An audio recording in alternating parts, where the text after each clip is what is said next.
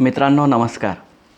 SYBAला चौथ्या सेमिस्टरला अर्थात ACC skill enhancement course या ग्रुपच्या अंतर्गत आपल्याला जो विषयाचा अभ्यास करावायचा आहे त्या विषयाचं नाव आहे remote sensing and GPS based project किंवा GIS अर्थात दूरसंवेदन भौगोलिक माहिती प्रणाली किंवा भौगोलिक माहितीचे शास्त्र आणि जागतिक स्थान निश्चिती हे या आपल्या विषयाचं नाव आहे आणि हा विषय आपल्या ACCच्या ग्रुपच्या अंतर्गत येत आहे.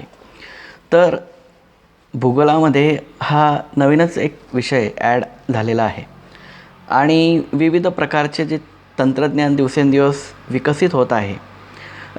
विकसित करण्यामागचा दृष्टिकोन की प्रत्येक गोष्टीची गरज किंवा प्रत्येक गोष्टीचा जो काही रिझल्ट किंवा त्याचं विश्लेषण आहे ते करण्यासाठी अत्याधुनिक आणि आधुनिक तंत्रज्ञानाचा वापर करणे ही काळाची गरज बनलेली आहे.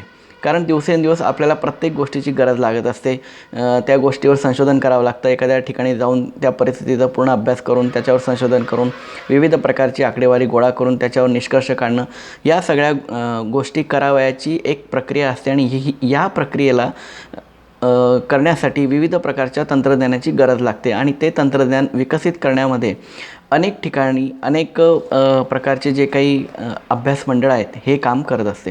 विविध प्रकारच्या संशोधन संस्था असतात किंवा ज्या अतिशय आंतरराष्ट्रीय स्तरावर काम करतात किंवा त्यांना एक उच्चतम अशा प्रकारचा एक निकालाची अपेक्षा असते की जेणेकरून संशोधन केल्यानंतर आपल्याला जे आपण काम करत आहोत आणि ते काम केल्यानंतर आपल्याला काहीतरी शेवटच्या अंती सकारात्मक असा निकाल प्राप्त होईल. तंत्रज्ञान अर्थात टेक्नॉलॉजी ही दिवसेंदिवस वाढत जाणारी आहे आणि प्रत्येक विषयामध्ये प्रत्येक परिस्थितीमध्ये प्रत्येक ठिकाणी तंत्रज्ञानाचा विकास झालेला पाहायला मिळतो. मग तंत्रज्ञानाचा जर आपण चर्चा करत आहोत आणि त्या विकासाबद्दल जर आपण पाहत आहोत तर तंत्रज्ञानाची डेव्हलपमेंट किंवा तो विकास कसा झालेला आहे एक सुंदर उदाहरण म्हणजे आपल्याकडे आपण वापरत असलेला जो स्मार्टफोन आहे. या स्मार्टफोनमध्ये आपल्याला अत्याधुनिक प्रकारचे ॲप्लिकेशन्स पाहायला मिळतात. वेगवेगळ्या प्रकारचे सॉफ्टवेअर्स पाहायला मिळतात. विविध प्रकारचे वेब पोर्टल्स आपल्याला पाहायला मिळतात. काही ॲप्स असतात की ज्या ॲप्सच्या माध्यमातून आपल्याला पैशांची देवाणघेवाण करता येऊ शकते. काही ॲप्स असे असतात, काही स्कॅनर असे असतात की ते विविध ठिकाणी फोटो त्याचे स्कॅन करून ते डॉक्युमेंट PDF करता येते. म्हणजे अनन्यसाधारण अशा प्रकारचे ॲप्स किंवा टेक्निकल बाबी आपल्याला फक्त छोट्याशा अशा स्मार्टफोनमध्ये उपलब्ध होतात की जेणेकरून त्या व्यक्तीला कुठेही जाता कामा नये आणि ती व्यक्ती ज्या ठिकाणी असेल त्या ठिकाणी तिला याच मोबाईलच्या माध्यमातून सगळं काम करता येऊ शकेल. तंत्रज्ञानाचा विकास कशा प्रकारे झालेला आहे. सुरुवातीच्या काळात म्हणजे जेव्हा हे मोबाईल्स आलेले होते एक 20-25 वर्षापूर्वी साधे फोन होते. फक्त कॉल जायचा आणि कॉल रिसीव्ह व्हायचा. नंतर त्याच्यामध्ये मेसेजचं एक सॉफ्टवेअर टाकण्यात आलं. मग मेसेजची देवाणघेवाण व्हायला लागली. त्याच्यानंतर हळूहळू त्याच्यामध्ये तंत्रज्ञान अर्थात वेगवेगळ्या प्रकारचे सॉफ्टवेअर त्यामध्ये इन्स्टॉल होत गेले. म्हणजेच काय की 25 वर्षापासूनचे मोबाईल आणि आताच्या मोबाईलपर्यंत अनेक प्रकारचा विकास किंवा अनेक तंत्रज्ञानाचा वापर करून एक टूल किंवा एक छोटं किट आपल्या हातामध्ये आपल्याला पाहायला मिळतं. त्याला आपण मोबाईल म्हणतो, त्याला आपण एक स्टडी टूल म्हणतो, त्याला आपण वेगवेगळ्या प्रकारे शब्दाने त्याला आपण म्हणू शकतो. कोणाचा स्कॅनर असतो, कोणाचं ॲप्लिकेशन मोबाईल असतं, कोणाचं मिनी कॉम्प्युटर असतं, मिनी लॅपटॉप असतं. म्हणजे सगळ्या प्रकारच्या फॅसिलिटी किंवा सगळे सोर्सेस त्याला छोट्याशा मोबाईल किंवा छोट्याशा पॉकेट या टूल्समध्ये मिळून जातात. ही तंत्रज्ञानाची डेव्हलपमेंट आपल्याला यावरून असं लक्षात येईल की जे काही दिवसेंदिवस वाढत चाललेलं आहे प्रत्येक महिन्यात प्रत्येक आठवड्यामध्ये तंत्रज्ञानात प्रगती होत जाते, त्याचा विकास होत जातो. एक टूल्स ॲड केल्यानंतर पुढच्या नवीन एखाद्या मॉडेलमध्ये अनेक प्रकारचे टूल्स आपल्याला मिळतात. त्याच्या किमती तशाच असतात की जेणेकरून प्रत्येक गोष्ट एखाद्या व्यक्तीने जर ती घेतली तर त्याला सहजरित्या आणि ते सगळं त्याला ते काम त्या एका छोट्याशा टूलच्या माध्यमातून करता यायला पाहिजे. हेच तंत्रज्ञान विषयाच्या संदर्भामध्ये सुद्धा आता पाहायला मिळत आहे. अनेक विषय असे आहेत की त्या विषयांमध्ये आता अत्याधुनिक तंत्रज्ञानाचा वापर करून त्या विषयाला एक कुठेतरी उच्चतम स्थान देण्याचा एक विचार करण्यात आलेला आहे. आता भूगोलाच्या बाबतीत किंवा इतर अनेक विषयसुद्धा आहेत. संख्याशास्त्र आहेत, मॅथमॅटिक्स आहेत, फिजिक्स आहे, सोशॉलॉजी आहे, मॅथमॅटिक्स आहे. प्रत्येक विषयामध्ये अनेक प्रकारचे टूल्स निघालेले, एक सॉफ्टवेअर्स निघालेले की जेणेकरून तुम्हाला अर्थात विद्यार्थ्यांना किंवा ज्याला आपल्याला ही कन्सेप्ट सांगायची आहे ही कन्सेप्ट समजून घेण्यामागे त्या टूल्सची किंवा त्या सॉफ्टवेअरची काय कारण मीमांसा आहे, काय आहे त्यामध्ये, की जेणेकरून त्यांना ते टूल्स इतके अत्यावश्यक आहे. तर अशा प्रकारच्या टूल्सचा किंवा टेक्निकल गोष्टींचा उपयोग हा केवळ क्षणात किंवा त्याच वेळेला अपेक्षित उत्तरांसाठी असतो, किंवा जे कॅल्क्युलेशन तुम्ही करणार आहात ते कॅल्क्युलेशन तुम्हाला ताबडतोब करता येण्यासाठी अशा प्रकारच्या टूल्सचं निर्माण कार्य झालेलं दिसून येतं. मग त्याच्यामध्ये ऑब्झर्वेशन आहे, ॲनालिसिस आहे, निष्कर्ष आहे, कन्क्लुजन आहे, अशा सगळ्या गोष्टी एका मिनटामध्ये काही वेळातच तुम्हाला त्या प्राप्त होतात, किंवा त्याच्यावर एक प्रक्रिया केल्यानंतर ते तुम्हाला हातोहात मिळत असतात. अशाच प्रकारच्या टूल्सचा उपयोग जॉग्राफीसारख्या अर्थात भूगोलसारख्या विषयामध्ये होत आलेला आहे.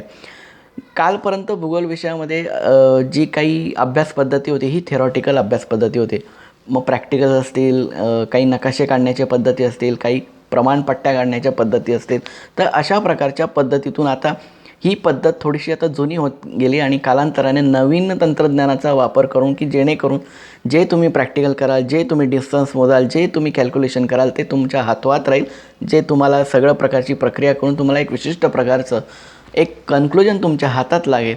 आणि अशाच टूल्सची निर्मिती, अशाच टेक्निकल बाबींची निर्मिती करण्यामध्ये भूगोलामध्ये असे असंख्य टूल्स तयार झालेले आहेत, की या टूल्सच्या माध्यमातून हवी ती प्रक्रिया, हवं ते सोल्युशन, हवं ते ॲनालिसिस आपल्याला पृथ्वीच्या पृष्ठभागावरचं कोणत्याही नैसर्गिक किंवा मानवनिर्मित घटकांचे फोटो काढून किंवा विविध प्रकारचे निरीक्षण करून ही काढता येऊ शकते.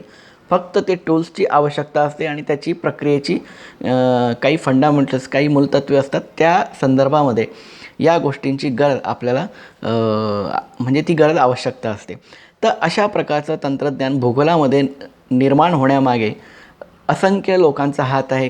आंतरराष्ट्रीय स्तरापासून तर राष्ट्रीय स्तरावर, राष्ट्रीय स्तरापासून तर राज्य स्तरावर, अशा प्रकारे विविध ठिकाणी अभ्यास करून काही तंत्रज्ञान विकसित करण्यात आली. मग ही तंत्रज्ञान तुम्ही अनेक प्रकारे किंवा अनेक भाषेतून ऐकलेले आहेत. दूरसंवेदन अर्थात रिमोट सेन्सिंग आहे. GIS जिओग्राफिकल इन्फॉर्मेशन सिस्टीम अर्थात भौगोलिक माहितीचे शास्त्र आहे किंवा भूमाहितीशास्त्र आहे.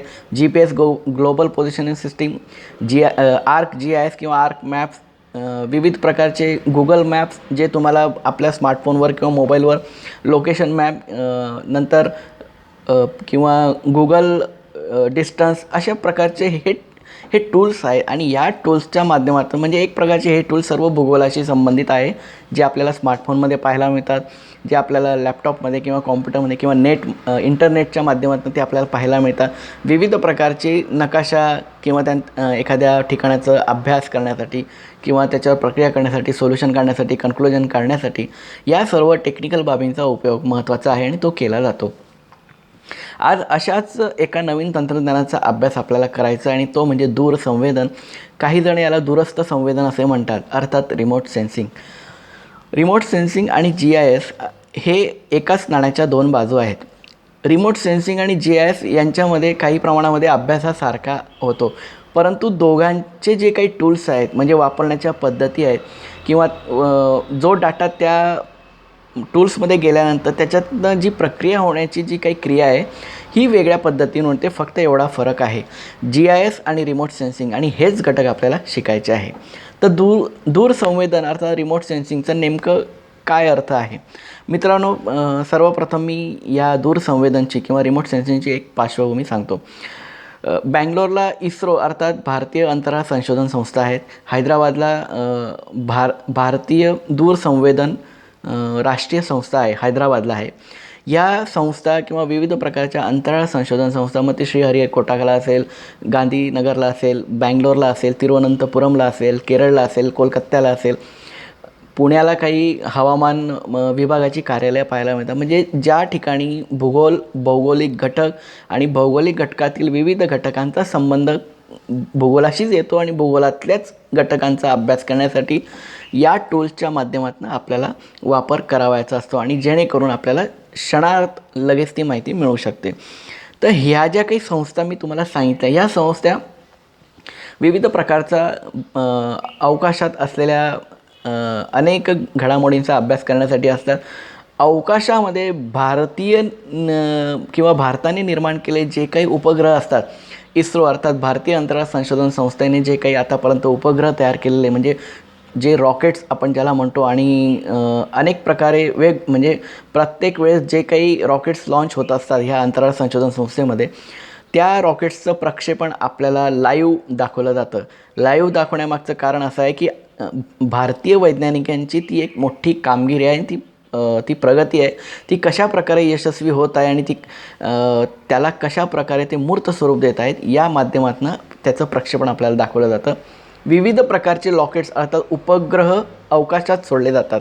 उपग्रह सोडण्यामागचं काय कारण आहे? आपल्याला काय दुसऱ्या देशात युद्ध करायचं आहे?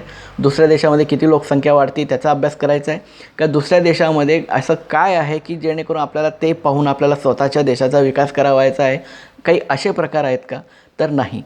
तर अवकाशामध्ये भारतीय अंतराळ संशोधन संस्थे जे काही उपग्रह सोडतात, हे उपग्रह आपल्या भारतीय उपखंडामध्ये किंवा भारतावर आलेल्या संकटांचा कशाप्रकारे सामना करता येईल, त्याला तोंड कसं देता येईल. मग अनेक प्रकारच्या समस्या या भारतीय उपखंडामध्ये निर्माण होत असतात, भारतासारख्या देशामध्ये येत असतात. मग नैसर्गिक आपत्ती असेल, सुनामी लाट असेल, वृक्षतोड, जंगलांचा विनाश असेल, विविध प्रदेशांमध्ये जो काही वणवा पेटला जातो याला कशाप्रकारे थांबवता येऊ शकतं, उष्णतेची लाट किती मोठ्या प्रमाणात पुढच्या वर्षी येणार आहे, आता किती आहे, या सर्व गोष्टींचं अवलोकन आणि अभ्यास करण्यासाठी आणि त्या गोष्टींचा अभ्यास करून भविष्यामध्ये ह्या गोष्टी होऊ नये किंवा ती समस्या निर्माण होऊ नये म्हणून त्याच्यावर काही अटकाव किंवा त्याला थांबवता येऊ शकतं का, या सर्व गोष्टींचा, या बाबींचा अभ्यास करण्याकरता अवकाशामध्ये विविध प्रकारचे जे काही भारतीय अंतराळ संशोधन संस्थेने जे काही उपग्रह सोडले जातात किंवा जे उपग्रह सोडतात, हे उपग्रह अशाच ठिकाणचा अभ्यास करते जे भारतीय आणि भारतीय उपखंडामध्ये नैसर्गिक आणि काही मानवनिर्मित परिस्थिती किंवा आपत्तीजनक अवस्था येणाऱ्या काळात जर निर्माण होणार असेल तर त्याची पूर्वसूचना देण्याचं काम हे उपग्रह करतात. त्याबद्दलची काही एक कल्पना आहे ती सांगण्याचा प्रयत्न करतात. 5 ते 6 महिन्यामध्ये कशा प्रकारची उष्णतेची लाट येणार आहेत, का शीतलहर येणार आहेत, या बाबतीतचा एक अभ्यास किंवा एक प्रकारचं संशोधन करून ते आपल्याला तो मेसेज आपल्यापर्यंत पोहोचवण्याचा प्रयत्न करतात. अंतराळ संशोधन संस्था अशा प्रकारचं कार्य करत असते. उपग्रह अवकाशात सोडल्यानंतर अशा प्रकारचा अभ्यास, उपग्रहांचे अनेक कामं आहेत, अनेक कार्य आहेत आणि त्यांचं महत्त्वसुद्धा आहे.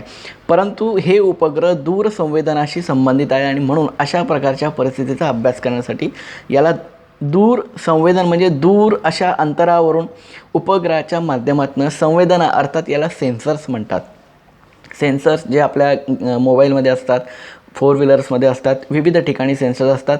या सेन्सरला संवेदक असे म्हटलेलं आहे आणि या सेन्सरच्या माध्यमातून जी काही प्रक्रिया किंवा जे काही प्रोसेस होते म्हणजे फोटो काढण्याची, निरीक्षण करण्याची किंवा त्याच्यावर विश्लेषण करण्याची, ही उपग्रहाच्या माध्यमातून म्हणजे दूर जाऊन उपग्रहाच्या माध्यमातून सेन्सरमधून ते फोटो काढून त्याच्यावर प्रक्रिया होऊन ते भारतीय अंतराळ संशोधन संस्थेच्या कार्यालयामध्ये ते एका विशिष्ट प्रकारच्या टेक्निकलमधून ते पाठवले जातात त्याचा अभ्यास करण्यासाठी. आणि आपल्याला बऱ्याच वेळेला पूर्वसूचना विविध प्रकारच्या मीडिया अर्थात माध्यमांच्या जे काही चॅनल्स असतात किंवा न्यूज असतात त्याच्या मार्फत आपल्याला पुरवले जातात. आता पावसाळा सुरू होण्याच्या आधी अनेक प्रकारच्या सुनामी लाटा निर्माण होत असतात. बंगालच्या उपसागरामध्ये मोठमोठ्या लाटा उफाळल्या जातात. अरबी समुद्रामध्ये किंवा हिंदी महासागरात किंवा केरळ किंवा तिरुवनंतपुरमच्या सीमेलगत असलेल्या समुद्रकिनाऱ्याला खूप मोठ्या प्रमाणामध्ये विजांच्या कडकडाटासह पाऊस पडणार असतो किंवा तो पडणार आहे किंवा खूप मोठ्या लाटा उसळल्या जाऊन त्या भारतीय किनाऱ्यावर मोठमोठ्या वेगाने आदळल्या जाऊ शकतात. म्हणून मच्छीमारांनी समुद्रामध्ये खोल समुद्रात जाऊ नये, सध्या 2-3 दिवस कोणीही जाऊ नये, अशा प्रकारच्या सूचना या आकाशवाणीवरून विविध प्रकारच्या न्यूज आणि माध्यमांच्या चॅनल्सच्या माध्यमातून आपल्याला पुरवल्या जातात किंवा सांगितले जातात. हेच कार्य आपल्याला हे जे करण्याचं काम आहे किंवा हे जे आपल्यापर्यंत पुरवलं जातं किंवा सांगितलं जातं, हे दूरस्थ संवेदन अर्थात दूर संवेदन व भारतीय अंतराळ संशोधन संस्था व ज्या ठिकाणी अशा प्रकारच्या छोट्या छोट्या अंतराळ संशोधन संस्था आहेत आणि ज्या विविध प्रकारच्या प्राकृतिक आणि मानवनिर्मित घटकांचा अभ्यास करण्यासाठी ह्या कार्यरत असतात आणि महत्त्वाचं कार्य किंवा पूर्वसूचना देण्याचं काम हे करत असतात. आणि जेणेकरून भविष्यात किंवा येणाऱ्या काही दिवसांमध्ये जो काही धोका येणार आहे किंवा जी काही समस्या निर्माण आहे तिला अटकाव करण्यासाठी व तिला थांबवण्यासाठी व ती समस्या घटना घडून जाऊ नये व त्यामध्ये मनुष्याचं कुठल्याही प्रकारचं नुकसान होऊ नये, मनुष्यहानी होऊ नये म्हणूनच अशा प्रकारचं कार्य हे दूर संवेदन किंवा दूर अवकाशात गेल्यानंतर उपग्रहाच्या माध्यमातून हे उपग्रह पृथ्वीच्याच त्या कक्षेमध्ये फिरत असतात, कारण त्यांना विशिष्ट मर्यादा असते, अंतराची मर्यादा त्यांना आखून दिलेली असते आणि भारतीय उपखंडाच्या त्या परिसरामध्येच ते फिरत असतात, त्या कक्षेमध्ये भ्रमण करत असतात आणि अशा प्रकारचं प्रक्रिया करून विविध प्रकारची माहिती, फोटोग्राफ्स, काही ॲनालिसिस, काही ऑब्झर्वेशन हे त्या संस्थेकडे किंवा त्या कार्यालयात पाठवलं जातं. अशा प्रकारची भूमिका, असं महत्त्वाचं कार्य भूगोलामध्ये दिवसेंदिवस आपल्याला पाहायला मिळतं आहे, ते निर्माण होत आहे.